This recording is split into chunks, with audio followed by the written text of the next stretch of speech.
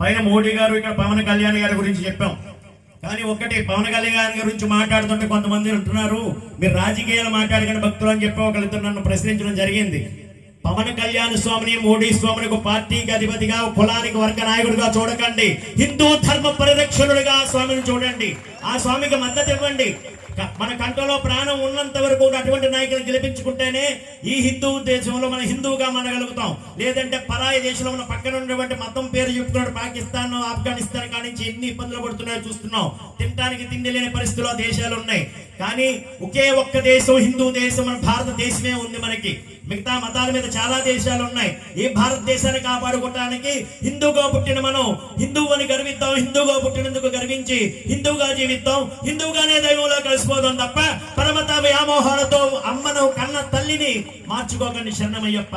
మతం మార్చుకున్న ప్రబుద్ధుడు కన్న తల్లిని బజారులు అమ్ముకున్నట్టే. శరణమయ్యప్ప. స్వామి.